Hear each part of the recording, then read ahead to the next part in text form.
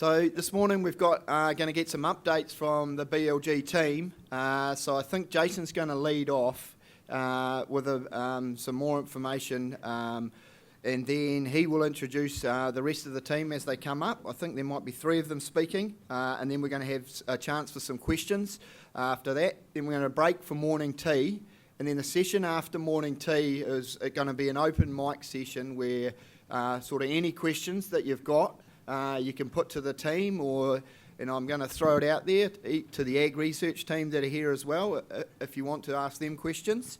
So we've got an hour for that. So start thinking about your questions now. We have got a few that have come in already, so we're going to be off to a flying start. But give that some thought.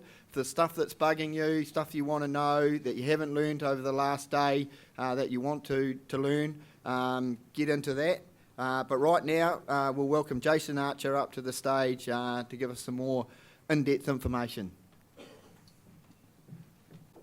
Right. So what I'm going to talk about now, sorry, I haven't got a roving mic today, and I tend to wander, so I'm going to have to try and keep myself to task here in front of the microphone. What I'm going to talk about now is actually something that we are really, really excited about because it's a bit of a breakthrough for us. And we hope for you as well.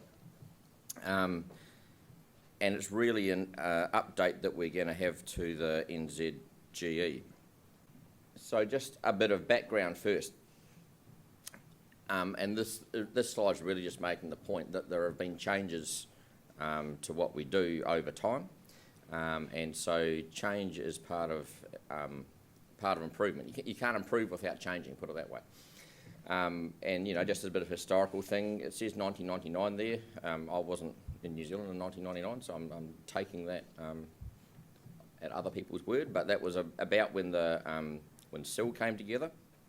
Before that, there were a whole lot of different evaluation providers, and so there was a drive to bring all the data together into one database and to set up an evaluation, and that evaluation used the best technology at the time, which was BLUP, which basically is the name of statistical technique, and it used pedigree information and phenotype only. And then there were a bunch of improvements that happened over time. So central progeny test came along, DNA parentage really started up around about that time. And then in 2006 there was SIL-ACE, which was made us be able to analyse the national flock in one analysis, and that was a huge step forward. You're all familiar with the story, really, or maybe you're not. I just assume because I'm old, everyone else is old, right? And was here at the time. But it was the late 2000s that the whole SNP chip thing came along, and that revolutionised animal breeding around the world. Probably dairy breeding was the first to jump on, but here in sheep, in New Zealand, we followed pretty fast. Later on, 2016, that was the NZGE, and 2017 was really the start of genomics really getting added into that. So before that, we used to have a genomic prediction based on the genotype and a traditional prediction based on the pedigree and the phenotype, and then we used to have to mush them together, essentially. Blend them was the word we used. And that's pretty suboptimal and was difficult and had a whole lot of problems with that process, and that was the case for animal breeding around the world. And so single step analysis, which is what we call it, which basically means we put the genotypes and the phenotype measurements and the pedigree all into the one analysis. That really got going for us here in New Zealand and sheep in 2017. And that was due to a lot of late night hard work and sweat and tears by a number of people, but particularly Michael Lee. Ever since then, there's been some small refinements going along the way. I think we're at version 5 of that at the moment, and Michael's time has been pretty much occupied with making these incremental changes and putting out fires, to be to be blunt, because it's not easy to run these analyses, and they're not always quite as stable as we'd like. So we've gone through a number of cycles, and what I'm going to tell you about is the next cycle, but we think this one is a particularly significant step forward. But what I am going to stop and talk about for a minute is just how do we know this stuff works, and how do we know that what we're doing now is better than what we did yesterday. So we use a process called forward validation, which is pretty much the standard around the world in terms of genetic evaluation providers, that they do these forward validations. Essentially what happens, and the premise of this is that if you're predicting the breeding values of animals reasonably well, then you would see some correlation with the phenotype. So if you're predicting weaning weight breeding value well, then you would expect to see some amount of correlation with the actual weaning weights of the lambs. Now, it's never going to be a perfect correlation because there's a whole lot of environmental variation that comes into that, and I think we all understand that as animal breeders, but you would expect to see some correlation. So what we do is we've got the sheep of the last 5 years, say, or actually up until this year, and David's doing little squiggles with the he's controlling something that controlling the arrows. Can you see the arrow on that screen or not? So the sheep there anyway, and we've got phenotype measurements on them. We've got the pedigree known on them and the genotypes, and we come up with some breeding values. So that's what the little graph represents. The ruler represents the measurements, and the graphs represent the breeding values. So we've got those breeding values, and we can use that on a data set. And what we'll do is we'll cut off the latest bit of data. So what are we? 2024. We might do that using animals up until 2022 born, but we're not going to use the 2023 born data at this point. So we calculate the breeding values, and then we go forward, and we get the next generation, which are in this case the 2023 borns, for example. And we've got those animals, but they don't go into the analysis that we do here. And what we do is we then look at their measurements and say, are these measurements correlated with their breeding values? And we would expect them to be correlated with their breeding values. If they are, then we know that we're at least predicting what we should be predicting. And we want to try and get that correlation as high as possible. So if we're looking at what we did yesterday, and then we think we've got a process improvement, we actually want to see a shift in those correlations. It may only be a smaller shift, but we want to see a shift so that we know we're predicting the breeding values better by having a better correlation with the actual measurements. So that's just an explanation of the process that we go through, and how we know what we are doing today is better than what we were doing yesterday in terms of prediction. So at the moment, those who got the quiz numbers right last night would realise that there's over 11 million animals in the NZGE evaluated every week. And those animals are back to the beginning of, well, not the beginning of time, but the beginning of our database, basically. And right now, there's about 160,000 genotypes that go into that. That's not all the genotypes in the database. I think there's around about 450,000 genotypes, Michael? Yep, ish. And we're using only about 160,000 of those genotypes. And just recently, we launched the research terminal evaluation, and the reason for doing that was that we were finding that if we put the terminals in with the maternals, we were actually degrading the prediction for the maternals. So we actually launched a research evaluation for the terminals, and that's not really what we wanted to do. Like, we'd rather have one big analysis, but that was what we had to do. So we thought. This graph here, I guess, is just showing us that over time things have changed, and that actually good practice in terms of both using genomics, but also other aspects of good practice make a difference. So what this graph is showing is it's comparing the flocks that are genotyping versus the average. Now, you can't just say it's just the genotypes that are making the difference, because the flocks that are genotyping are probably also investing in more measurement and other things. So we can't just say this is genotyping, but it's a bit of evidence to show that over time, and particularly after the SIL-ACE was invented, was not invented, that's not the right word, but was implemented, those flocks have diverged and made more genetic progress than the average flocks in New Zealand. And then when single step came in, you can see there is definitely a kick in the rate of gain again for those flocks. So they're actually diverging even a little bit more quickly from the average. So the flocks that are using the most technology and really going hard are actually getting the rewards in terms of the genetic gain.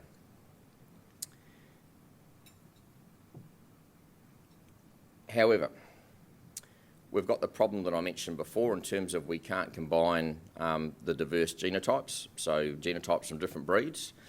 So at the moment, the maternal really includes Romney, Perrindale, and other sort of Texel and other breeds that are closely related to those breeds. We've had a lot of difficulty with sparsely recorded traits. So by sparsely recorded traits, we mean traits where there's not a whole lot of measurements in the database, because normally they're really hard to record. And sometimes there's many, many more genotypes in the database than there are phenotypes for these traits. And that has created a whole lot of problems with stability of the analysis. And it has meant that actually we've had to prune genotypes out of those analyses. So Michael spent a fair bit of his time in the last couple of years looking at different ways of pruning genotypes out. We've got a set of rules. We don't prune any young animals. And then on the 1st of October, the definition of a young animal changes as we change seasons. And so that's been suboptimal and has some issues with it, but we've had to do that to keep the analysis running. So there's been limits also on just the sheer number of genotypes that we can include, both in terms of how much computational power it requires, but also just in terms of the stability of the analysis. So again, Michael spent time looking at which are the genotypes that are adding the most value and including those. So this really, and so I'm sort of preparing ourselves as to why we're excited about NZGE version 6. So I put up a slide yesterday that had a whole lot of equations that no one understands, including myself, other than Michael, probably one or two other people, but yeah. So those equations, people are working on those internationally in terms of how we do these analyses, and there are steps forward taken. And one that's come out recently is something called GTA-BLUP. Now, I don't even know, I can't even remember what the T and the A stand for.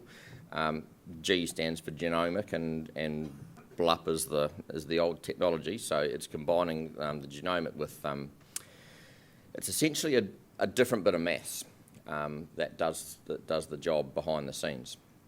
It's sort of been developed over the last 5 or 6 years in terms of the theory of it, but it was only in December last year that it became available in the software that we use. So Michael started having a bit of a play with it and having a look at it, and it actually, we got really excited about it because it looks like it's going to do some things that we wanted to do previously but couldn't.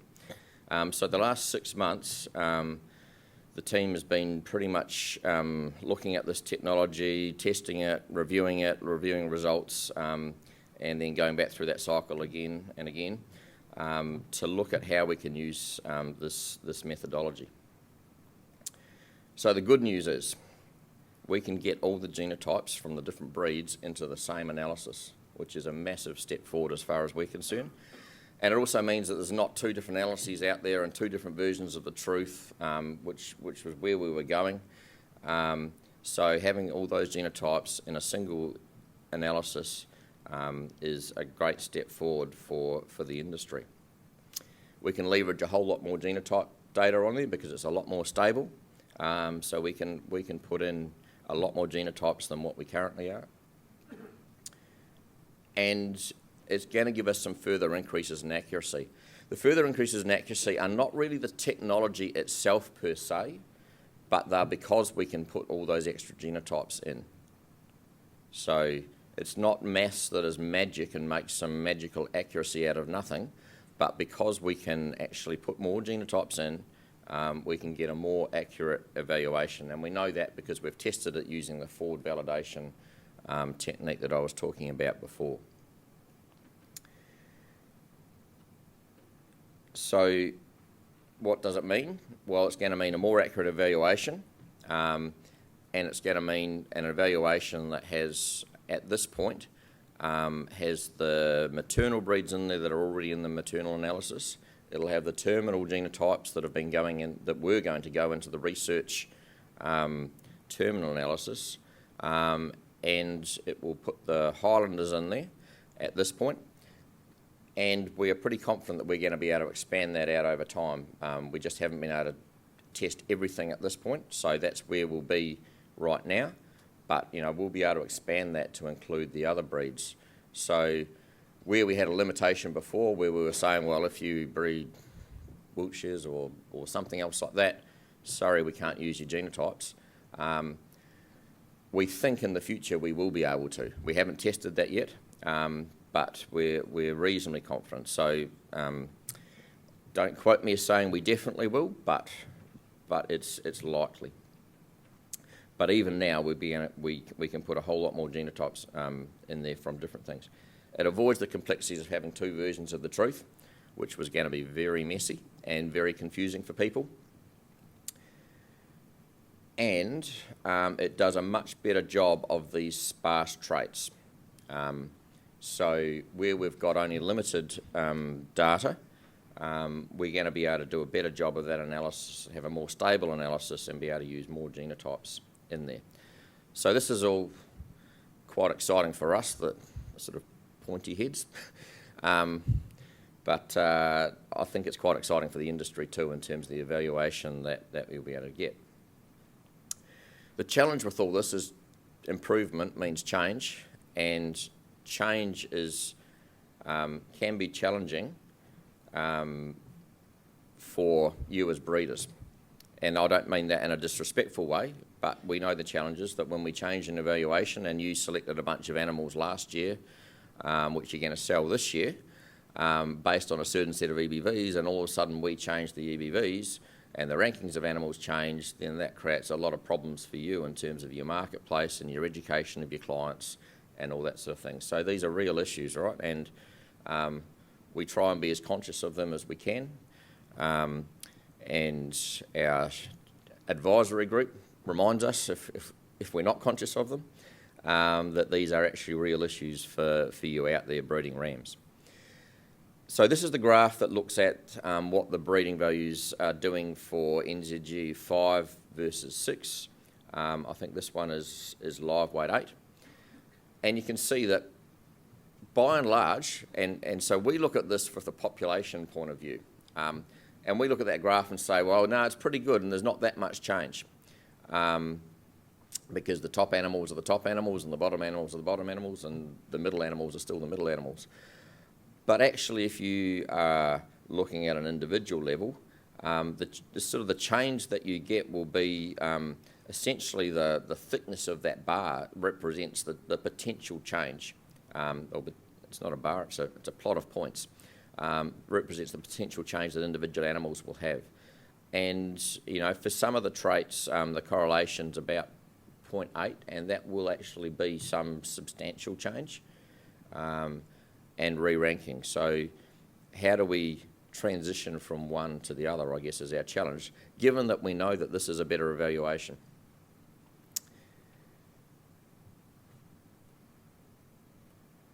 So we want to try a strategy, and we did this a couple of years ago, or a year or two ago, when we went to version 5,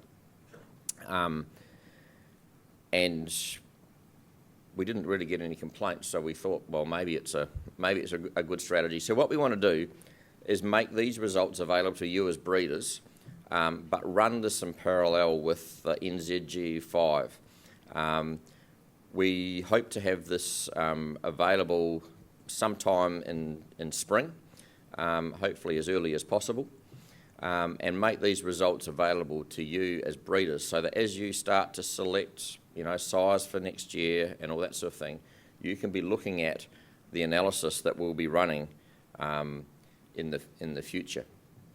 But realising that you still sell rams, and that the rams that you're selling were selected on last year's evaluation, or current evaluation really, for the public-facing version of nProve, where the public can go in and look for rams and look for breeders, we will leave the NZGE V results as displaying on that. And we did this last time for 2 or 3 months, and we'll probably, I suspect we'll probably need to do it through to the end of ram selling season, so maybe through to March next year or something like that, so that we're not trying to confuse your clients,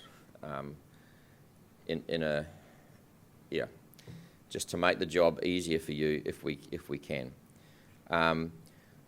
The flocks that are the most changed are, not surprisingly, the ones that are using the most genotyping.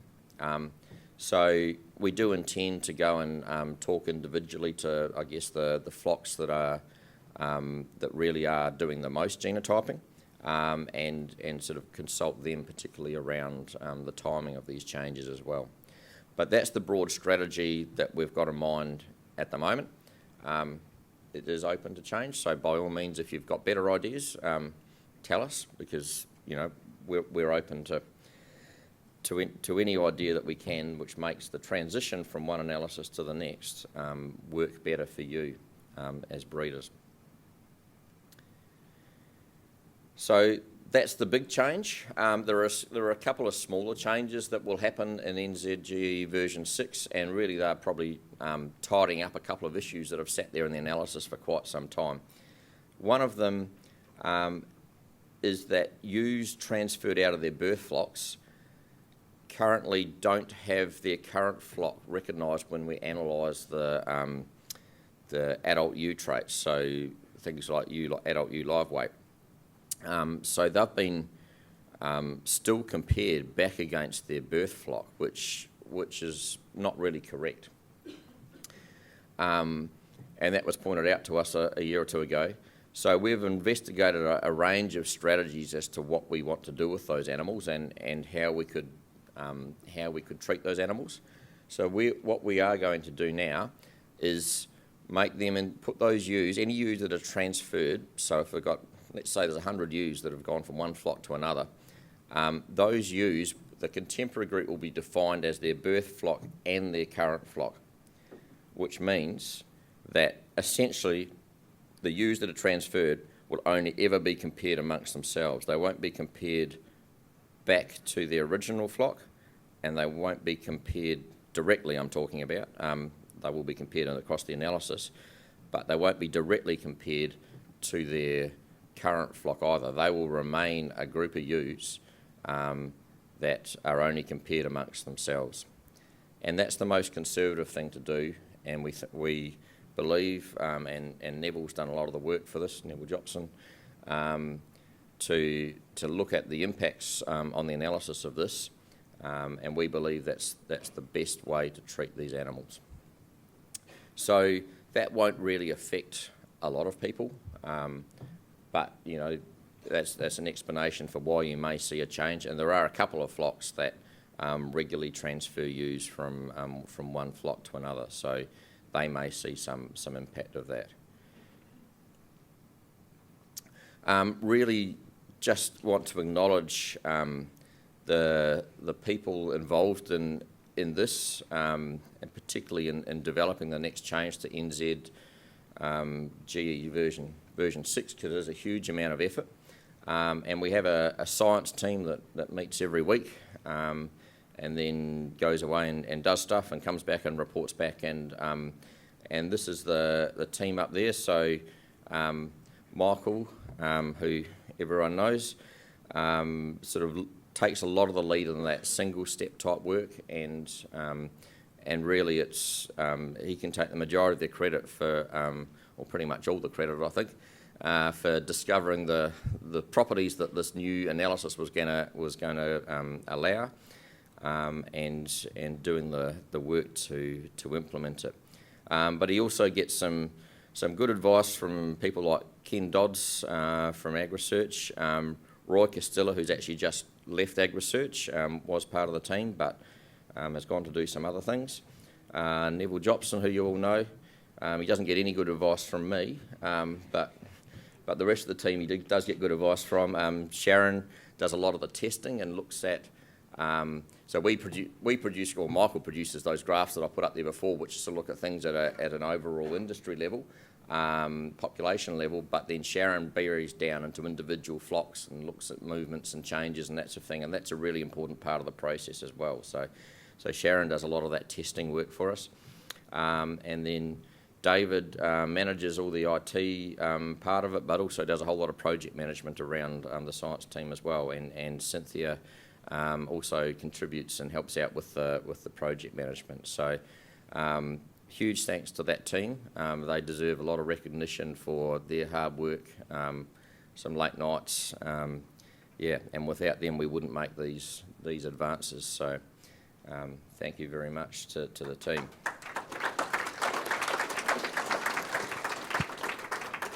So that's it in terms of the NZGE updates, but we've got a couple more updates, and then we'll come back and answer any questions you have. Give you time to think of some questions. So now I'll ask David to come forward, and David is going to talk about some updates regarding nProve.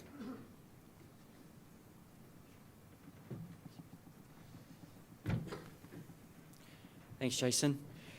So we'll move through this reasonably quickly, because I know that most of you that wanted to get into the details came and joined us for the workshops yesterday.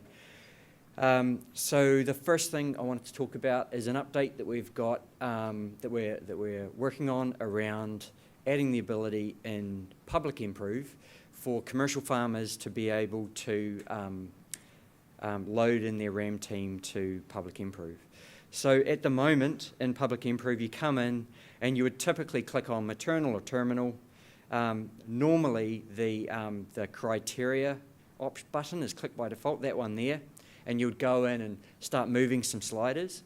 But there is also an option there on the right, you can see in the video that's just playing there, where you can enter in specific animal IDs.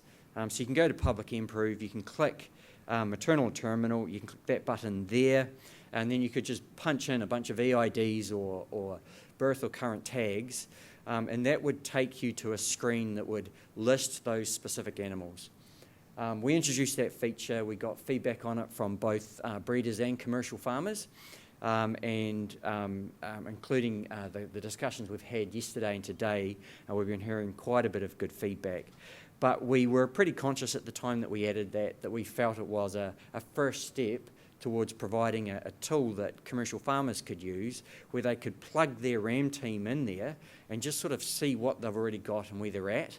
And we've heard really positive stories as well in terms of that facilitating discussions, and many of the breeders in the room encouraging your clients to do that as well, and using that as a tool to facilitate those discussions in terms of what might make the most sense as a step forward and what it is that your clients are looking for.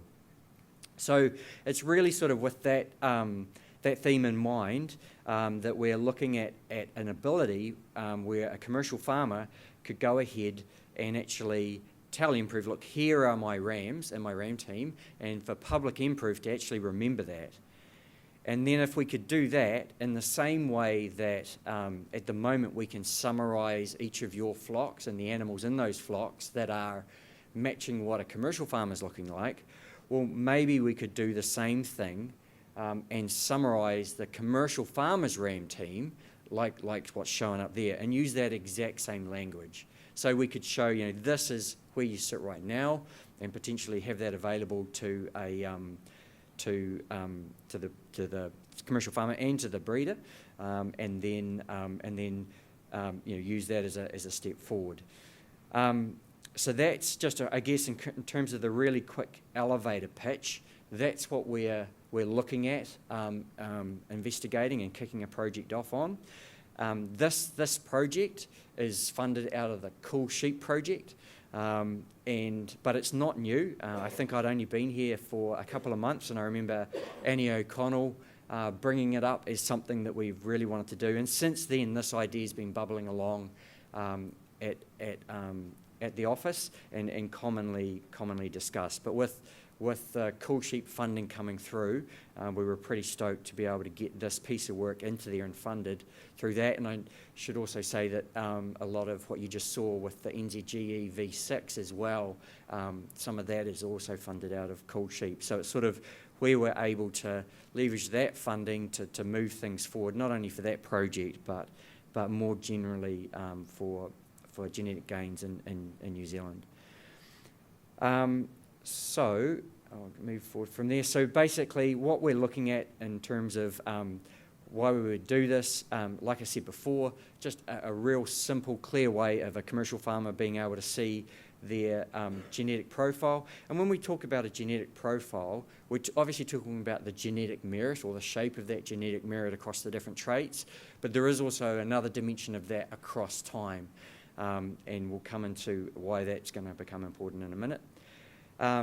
Like I said before, we're pretty keen, and we've definitely heard a lot of feedback in the last couple of days, but also prior to that from breeders in terms of nProve sort of being used as a tool to facilitate those discussions.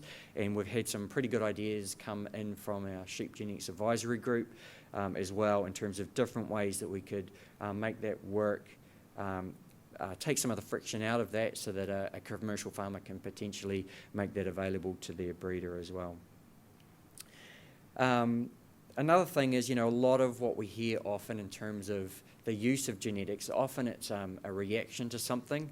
It could be a drench resistance problem, reproduction, whatever it may be, but it's sort of a response to a problem. Not often there's opportunities that are left on the table.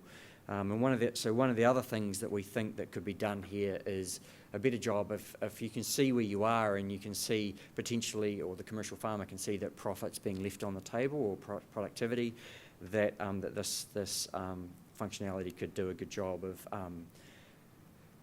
making that clear. The other one is, and this does tie into the Cool Sheep project in terms of commercial farmers being able to make claims. So really this is about really getting a tangible benefit, quantifying a tangible benefit around genetics. And really that is part of developing that pull from the commercial farmer tier. But in order to do that, to actually for commercial farmers to be able to see where that value actually is. There's a few things in terms of what Jason talked about yesterday, in terms of some market claims that could be coming down the pike. But really, it would be, there could be, there's been a few discussions around if commercial farmers could demonstrate, the genetic composition of their flocks. And there's obviously some assumptions that would be put in there around replacements and things, and how that could be used. And that could come down literally to helping value their herd as well. But all of this really feeding back in terms of the value of getting getting the right genetics in it at the first place. So in terms of that project right now, we're kicking off a fact-finding mission. We're going to have some of the experts at Map of Ag are going to be kicking that off for us. It really is a fact-finding mission. Andrew Cook there's involved in a lot of the data sharing standards and things like that overseas. And so they're going to be looking at, we know of other systems like this, so they're going to be looking at some of those, including looking into those offshore. We know there's some challenges that we would need to solve to pull this off. So that includes, at the moment, anyone can use public improve. There's no need to know who one person is from another. But if we're going to be storing that RAM team for each individual commercial farmer, well, now we need a way for that commercial farmer to be identified to the public improve tool. And I mean, the obvious one is they could just log in with their username and password, but I think there's a bit of fatigue with everyone on that, like yet another username and password to remember, and don't reuse your password, all the rest of that. So, maybe there's smarter ways of doing that, and we've got some ideas and we want to follow up on that. But also, how do we make that transaction between tracking the RAM moving from the breeder's flock to the commercial farmer? How can we make that as smooth as we possibly can, take as much friction out of that? And we've got some ideas there. But again, before we go off and reinvent the wheel, make sure we cast around and see what others are doing. That fact finding will also include consulting with breeders, commercial farmers, and others involved around those audiences, and that's really just taking the pulse. What's the comfort level in terms of sharing data, any areas of sensitivities, any other tools or methods that they're using that they think are a good idea, and really just casting around for any other ideas or concerns. So that's really the RAM team functionality that we're looking at. And like I say, I mean, it really is in the formative stages, so just giving you an early heads up, and that fact-finding and consultation process that's going to be kicking off. In terms of other updates that are going on for public improve, Sarah is always kicking things along within the team in terms of keeping that tool up to date and other features that we need to add based on feedback that is coming in from both breeders, breeders, commercial farmers and bureaus. There's some gold trait groups that we want to get in there. There's some indexes that need to be added and some BVs that need to be popped in there as well. So it's really just some updates that need to be applied to that public tool just to keep it up to date with the results that are coming through.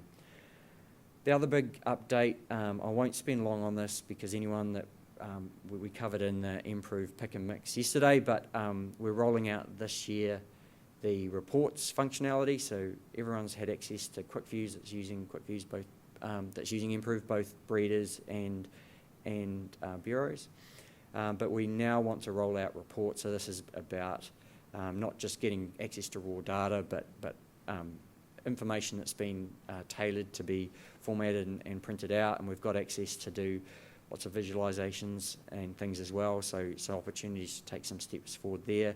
But just a heads up that we're going through, we'll be kicking off training with bureaus soon. There will be a bit of a learning curve there that the bureaus are going to be going through. It's definitely a more sophisticated tool than the one that we're using at the moment, but like you can see, we're pretty excited, and that'll come with some new capabilities. But this year, the bureaus, they're going to have their work cut out for them, just moving reports out of the existing SIL system and across to improve. But once we're across on the other side, we'll be pretty keen to support some steps forward and maybe producing some things that you can't produce today. And an example of that Neville and Sharon, for those of you who are lucky enough to catch up with them in their connectedness session, we're looking at, how could we do a better job of providing you, for example, a report that you could run that gives you much better insights into your connectedness, where that's coming from, where you might be at risk at losing it.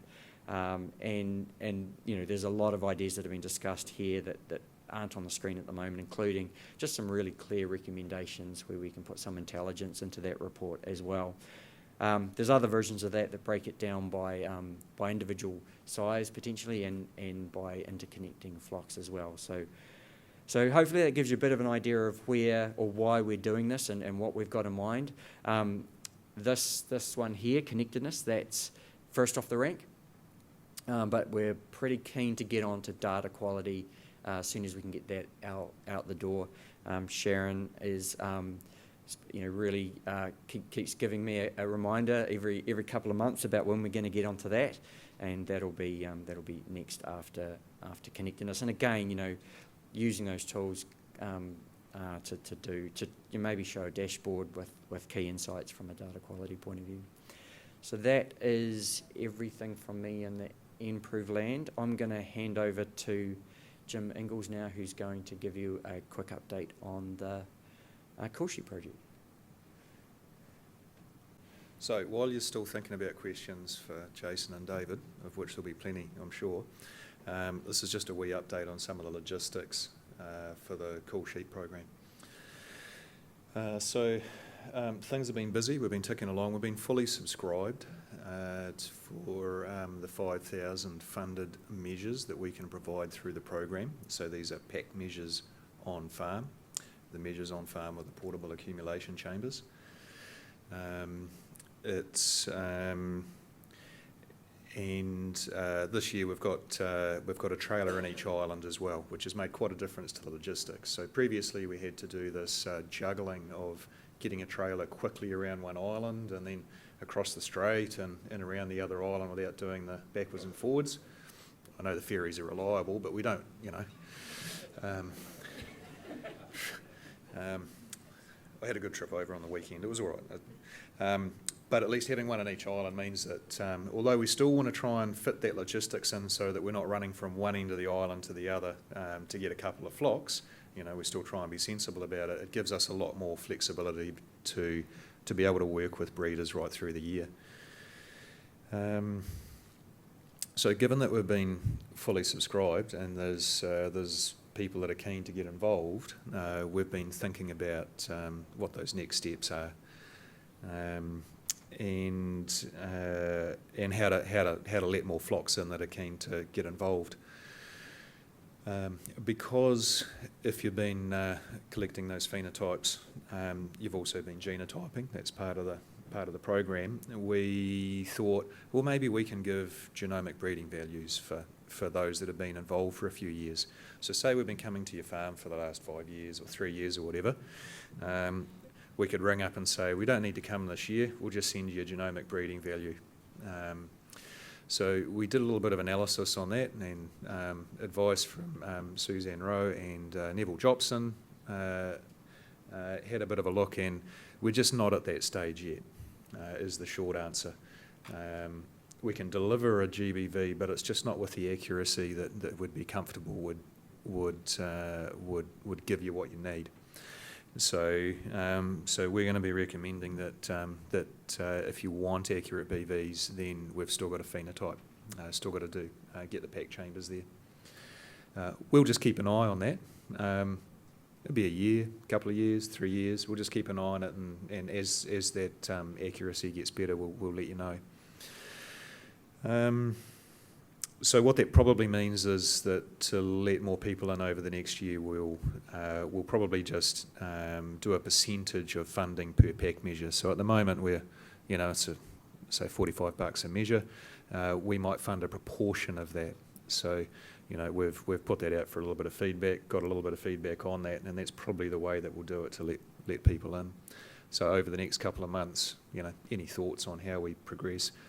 We want to look after those that have been involved the whole time, but we also want to make sure that we can get other flocks involved.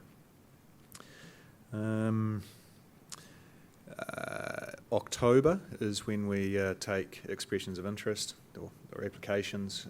So keep your mark that in your calendar. You go to our website, follow the links, and in our programs, you can tick a couple of boxes and we'll get in touch with you about the details if you're not already involved.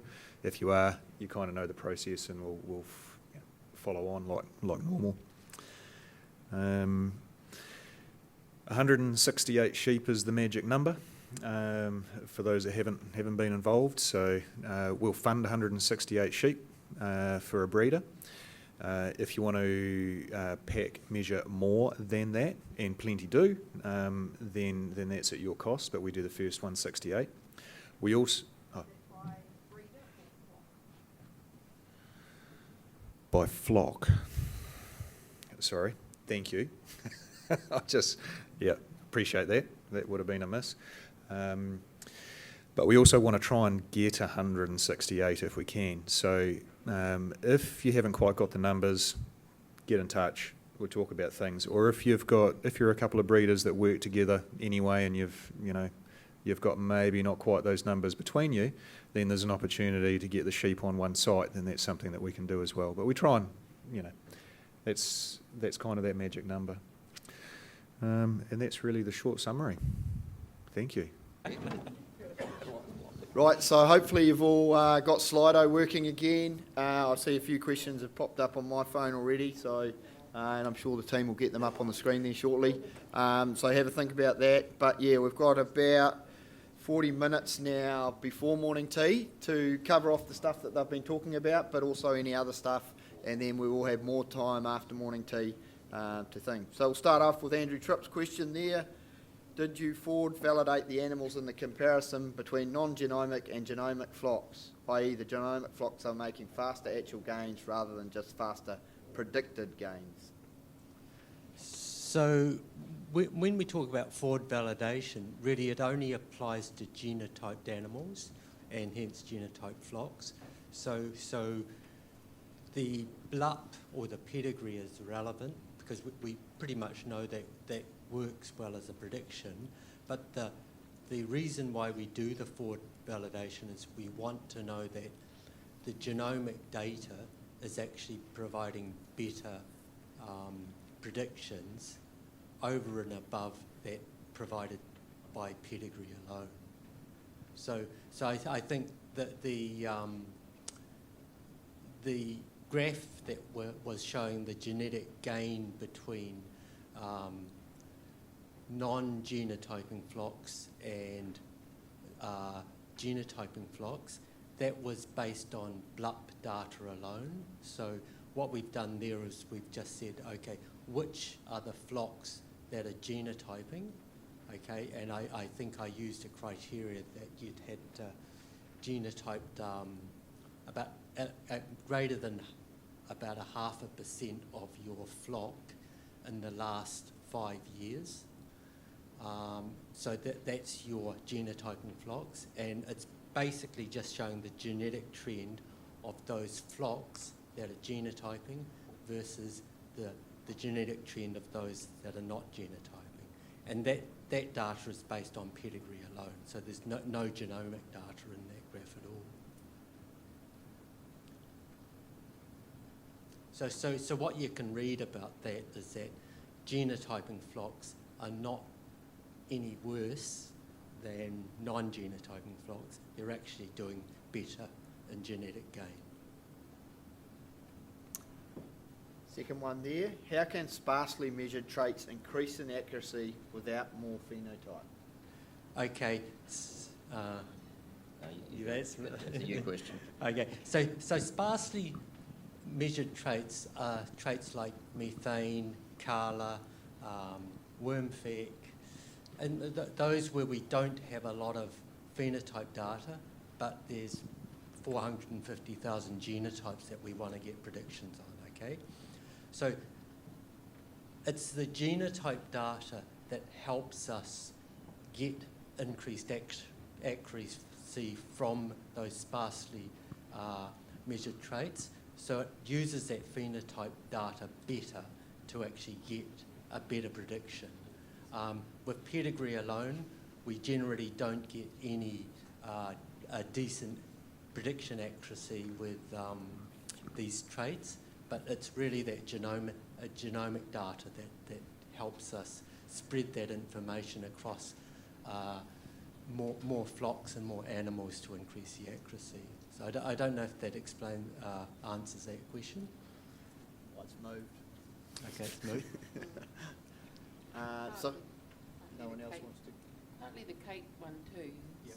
So you want to read Kate's question? Yeah, next question from Kate. What measures will be in place to ensure phenotype has been recorded to maintain a strong validation set, especially for health traits, i.e. no BV without phenotype measurement? So currently for those sparse traits, most of them are what we call restricted traits. So unless you're submitting phenotypes, we don't turn that gold trait group on for you. And there has been no discussion about that changing. So for FE, worm feck, body condition score even, you have to submit the the information for us to turn the gold trait group on. Anyone else want to comment? Why is the range of indexes and BVs that are available on public nProve limited, and can you expand them out to include all traits including DPX, GGT? Yeah, great point. In terms of those updates to public nProve, the ones that Sarah has been pulling together and pushing for us to get done, that really does sum up what we're trying to do. Don't forget, though, that there is the section down below where you can go in and pull up the individual BVs as well, but we do want to round out the rest of the indexes. But I guess one thing that we do weigh up with that is we do want to keep that user experience nice and straightforward for commercial farmers. We don't want it to be a sea of too many sliders, but there's some really important indexes like those that we do need to get added in. One here from Mark, which is something that came straight into my head when I heard what they were saying. Isn't hiding NZGE V6 information from commercial ram breeders this year disadvantaging them from accessing the best genetics they can? Yeah, it's a good question, Mark. Maybe the answer is yes, but actually we're not hiding it. So breeders will be able to access the information and they can put it out there. It just, the public nProve tool, I guess, that you search for a breeder will be based on version 5 for a while. In terms of the overall flock rankings, so flock means rather than individual animal means, there's not a lot of movement in those. They change a little bit, but there's not a lot. So the NZGE V6 results would give you a pretty similar outcome in terms of finding which flock you're going to go to. And then the breeder is welcome to show his own NZGE V6 results if they want to print them out. Cool. Genomic data is still limited to the common denominator of low density. Is there a long-term strategy to increase accuracy by taking advantage of denser genotypes and sequence-based technology? Yeah, I think I may have answered this question before, but we use about 40,000 SNPs in the genomic predictions, and so the highest density chips that we have available, that probably about 60,000, but we have two issues. One is that we have multiple suppliers of chips, and so really we can't use the highest density that we have available, but we actually have to use more like a trade-off between the different suppliers and the SNPs that they give us. So that's one thing. And if you go through the literature in that, in general, increasing the density beyond about 40 or 50,000 doesn't really increase the accuracy of the predictions a whole lot, so the marginal benefit's pretty low, and particularly for the traits that we tend to focus on, which tend to be explained by many, many genes, thousands of them over the whole genome, rather than just a few big QTL or big genes with that account for a lot of the variation in that trait. So this is what we call quantitative traits, like weights and things like that. So generally it's not advantageous to have many, many more much higher density for those traits. There may be some instances where it may be beneficial, but again, it's a question of priorities and where we put our time. Okay. Given the mention by Jason about the movement of genotyping from SNP chips to WGS, will you be looking to accept imported WGS to sell? So we already impute from some lower densities, so imputed genotypes are there, but I think the question is probably from sequencing. And in principle, if someone gives us those SNPs that we're using, we could include those in the evaluations. As I understand it, in some countries, that they've tended to already move to sequencing as well. So it's definitely something that we would bring on board, particularly if it becomes much more cost effective. So we would have to move there anyway. whole genome sequencing.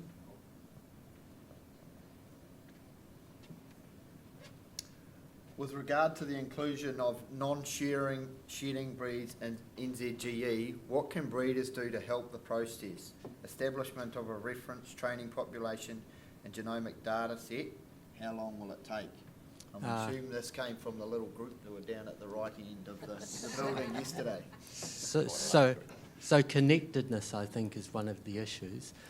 As I understand it, the shedding flocks tend to be not well connected to other flocks. So putting sires into sire referencing schemes would be helpful, and also genotyping probably key sires in that as well. And just following on, how do we narrow down flocks to shedding flocks or those selecting for shedding? I think this is a question about public improve. If not, if the person asking can clarify. So in terms of getting the shedding, being able to allow public improve to find the shedding flocks, there's a step that we need to do before that, which is the science team are looking at how to move shedding in as part of NZGE. So we need that to be part of the standard weekly evaluation. So that's the first step. We don't have a timeline for that, but it is on the roadmap for the science team. Once that's been done, then we can surface it in public improve the same way as we do for the other traits.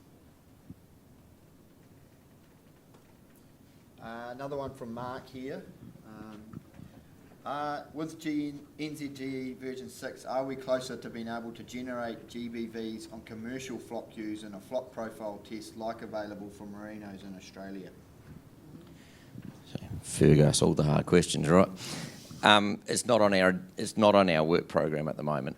I guess when I catch up with Dan tomorrow, maybe it's a question I should dig in a little bit more about how that operates in Australia. But I guess there is a commercial tension between the people in this room collecting data and then people being able to produce GBVs commercially if they were going to be used for the purpose of selling rams and competing against the people that are collecting the data. So that's probably the big issue we'd have to get our heads around.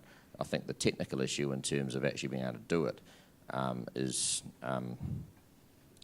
this is glib for me to say when I'm sitting next to Michael, right? But it's not a problem. Michael will solve it. Yeah. Sorry? Just get a microphone to Mark. Oh, okay. So Mark's point was you don't get an individual result. You just get a result across 20 sheep or so. And so there isn't a commercial tension. Yep. So I could get that, and I guess we could look at that if there was demand for the service. I haven't heard anyone actually ask for that at this point, but we could certainly consider on that basis if it comes through.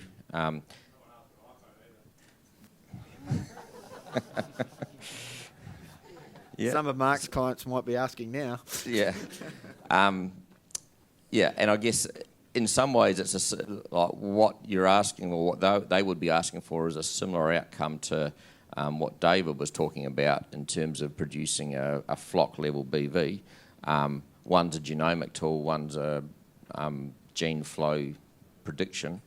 I guess there's no reason why potentially people couldn't have both, but I have to do a little bit more thinking about that. Next one there. Some breeders are receiving BVs from restricted traits that have not been phenotypically measured for longer than 3 years. Question mark. Yeah, thank you for that question. So annually the team, Georgie and Abigail, go through the records, and we earlier, was it last year, Abigail, we turned off quite a few. So there may be a little bit of leeway there in terms of some people have very small flocks and the numbers they record, but there are limits on the numbers they have to record within a 3 to 4 year window, and we do turn people off. So if there's a particular example, come back to us, but if it didn't get turned off last year, it's highly likely to be turned off this year. Can we run a mic down to Nev Jobson for the next question?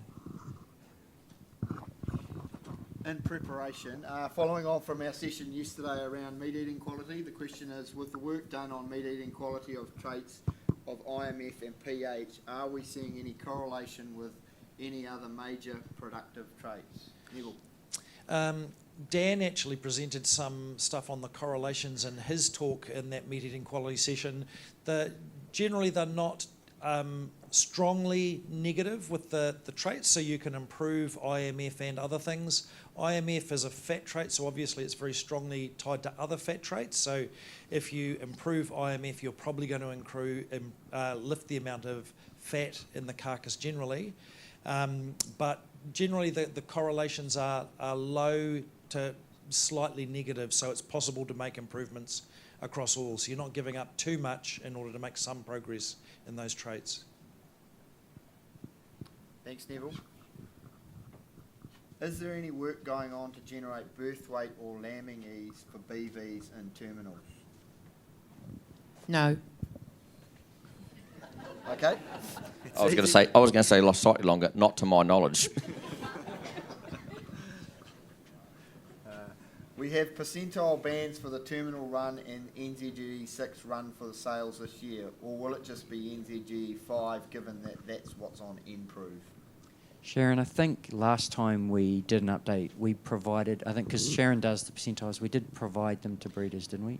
Yeah, so on the SIL website are percentile bands for both the maternal NZGE and the terminal NZGE. So that you can access them, they're updated monthly in line with CFS. And I think when we did the switch over though, I think we did make those graphs not publicly available, for like in this case it would be V6, but I think you did run them last time we went from V4 to V5, and I think we did make those available to breeders, and we could do that again? Yes, we can do that again. But if they want the percentile bands for the current research terminal run, they are on the SIL website under the percentile band tab. From Lucy, does the public nProve lookup RAM team ID feature override fated off animals to show them unlike the criteria search? Yes, so that search feature that I showed, and you can, if you go into public nProve, change it from using a criteria to enter in those specific animal IDs, that will ignore the status and will just show the current evaluation results for that animal. And the RAM team feature would need to behave the same, agreed.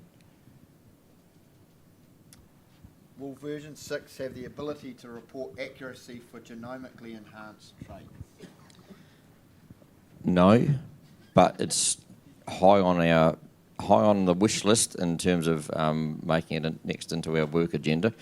That's easy for me to say.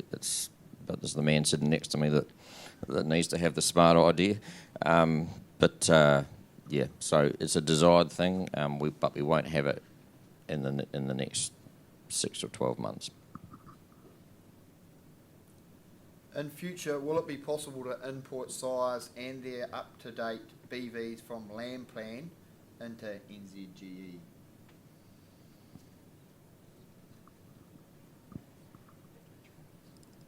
So it's not something that we've discussed, and it's the first time I've heard the desire to do it. I guess you're talking about bringing in EBVs as what we call priors. Maybe.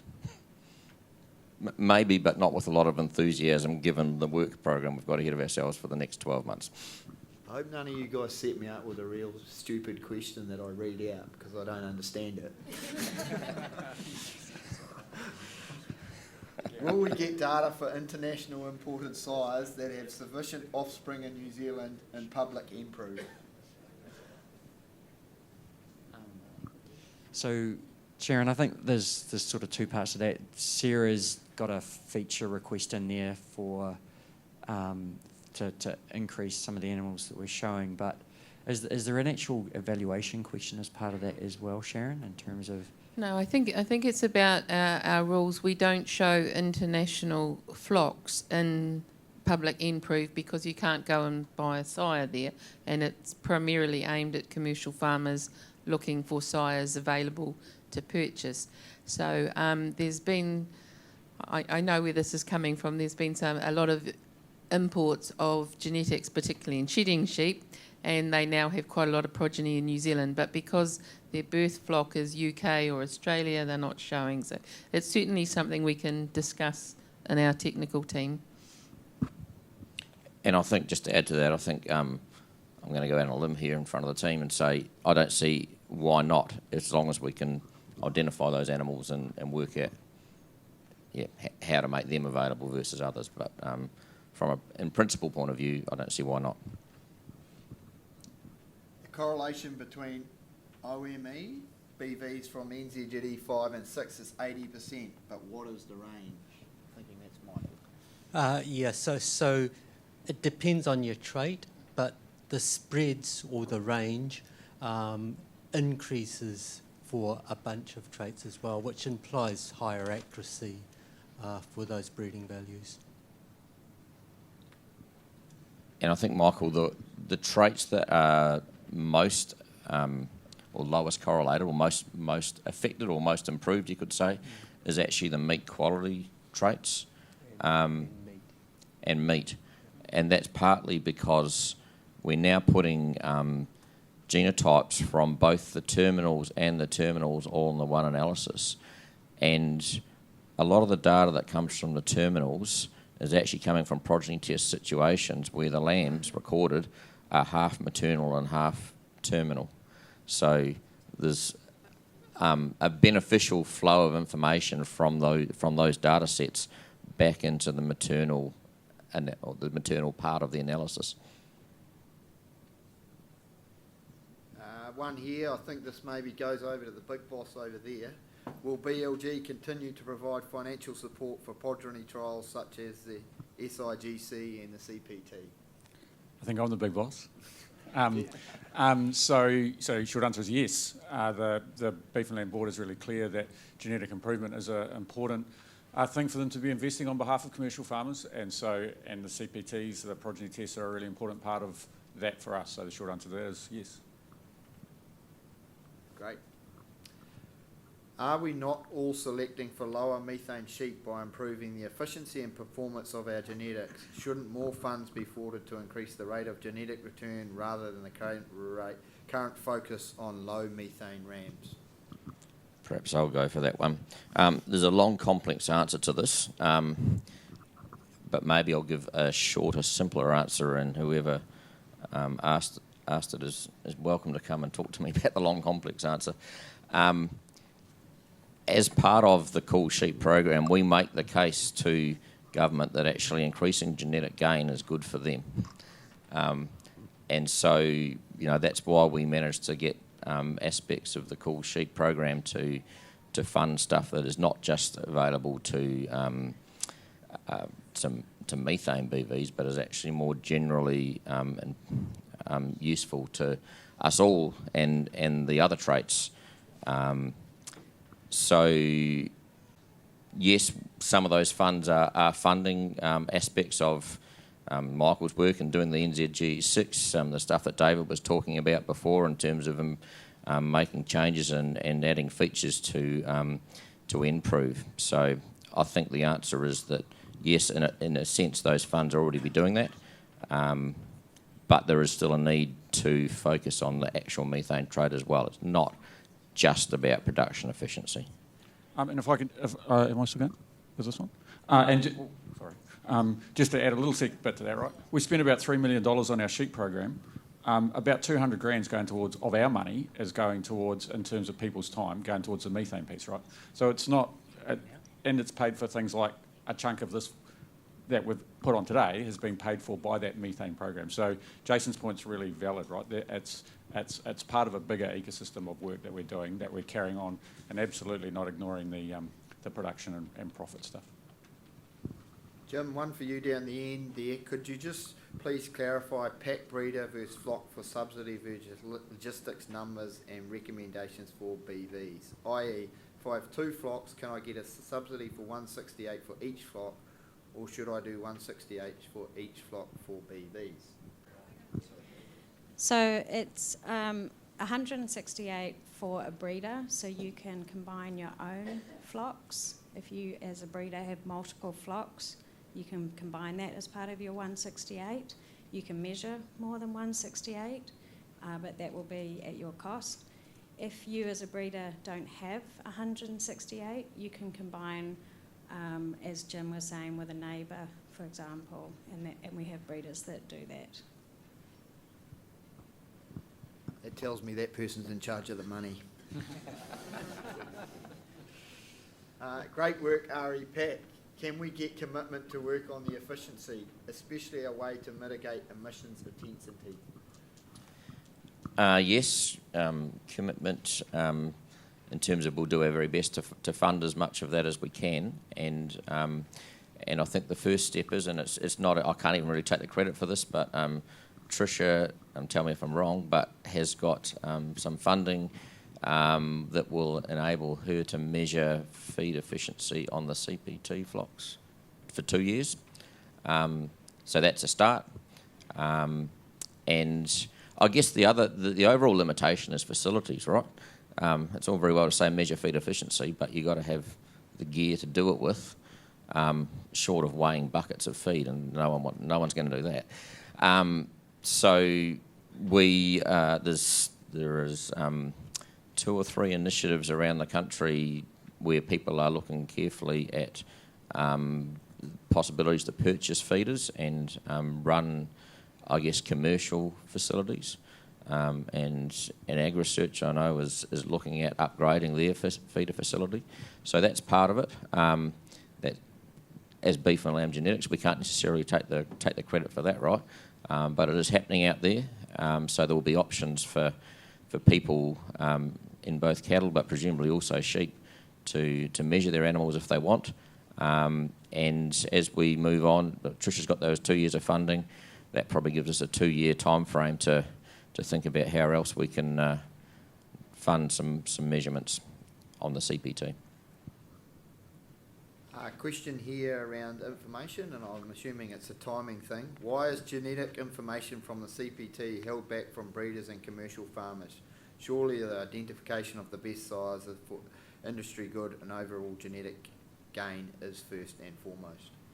Right, so this comes back to what's the CPT for and how it runs. So the short answer is that the information from the CPT is not held back. It's put into the analysis, and it's the foundation of the analysis every week. So it's within there. What doesn't get reported is just the CPT by itself. The CPT is there to generate that connection that supports the analysis. The best information you can get on those sires is the analysis. It's not the CPT per se. And actually, the sires that go into the CPT don't even need to be the best sires from your flock, technically. I know in practice that no one's going to put a bad ram forward. But they don't need to be the best. They're there for connectedness. And it's actually not a drag race between rams. It's about connecting the flocks and enabling the analysis. So I can't emphasise enough, the information is within the analysis, plus other information that improves that information. That's the best source of truth for the best rams. Alan? Jason, that's the only time we did a level playing field, though, amongst the rams, and that information is incredibly important, because then the farmers can actually make that call themselves. When it's amongst the GE selection list and that, it's very hard to see where did that ram, how did he perform on the same level playing field as the next one. For some of us, that's incredibly important. Maybe I'll have to talk to you about that later, Alan, because I really don't understand why that one bit of information is more important than the overall analysis. But I'm happy to have a chat to you afterwards. I've been meaning to come and say good day anyway, so... Okay, I'll throw this next one over to you, Dan, I think. Has wool become the cost to our sheep sector that breaks it? What's beef and lamb doing to help farmers not lose hope in wool with our sheep? Don't we need wool to add value? Yes, we do. Yeah, I agree completely. So has wool become the cost of sheep that breaks our sheep sector. I hope not. And we're beef and lamb is literally invested in the success of the sector, so I hope not. What is beef and lamb doing about it? As you know, it's been voted on a couple of times by our farmers, and we've had a really clear direction that our farmers don't want us to be involved with wool, and so we can. George has sat on the board, and I'm sure, and had these conversations around the board about whether we're involved in wool. So the short answer is we don't do very much. We do provide some information out of our economic service to the wool industry and to MPI, but by and large, as much as I feel your pain about that, farmers have spoken, and we'll do what farmers have asked us to do. Just say, probably one of the worst decisions farmers have made for a while. Next one here. Yesterday it was stated, aim to give every sheep farmer the opportunity to use genetics to reduce GHG and increase profitability. Efficiency must be in this conversation. I think you guys will all just agree, would you? Yeah, that's a statement of fact, right? That's not a question, but I'm not going to argue against it.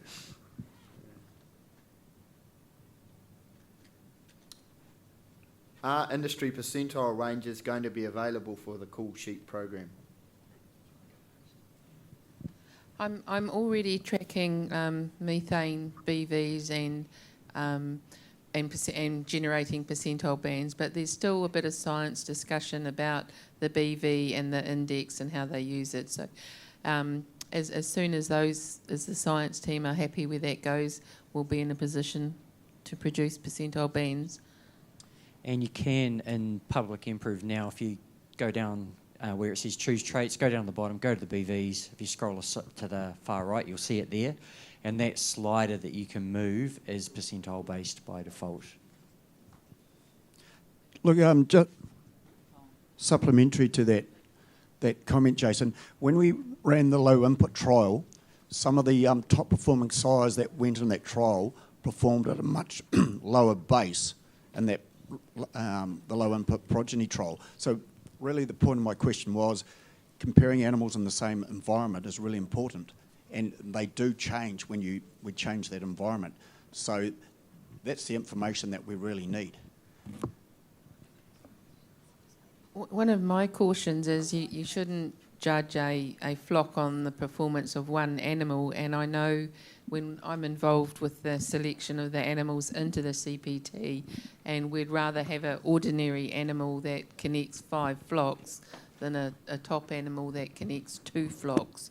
So I can see your point about a level playing field and interest, but the selection of those animals, sometimes they're fairly ordinary animals, and the breeder has much better animals, but it's about what connectedness they give us to the evaluation.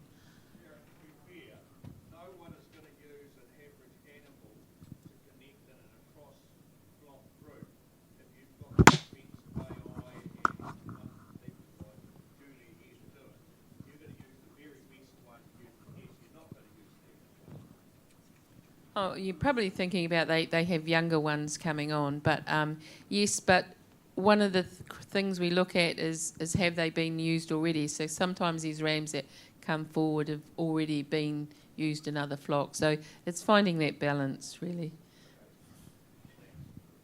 Okay, we'll make this the last question and we'll break slightly early for morning tea. But should we not be encouraging every breeder to participate in CPT? How is Beef and Land trying to encourage all breeders to get involved?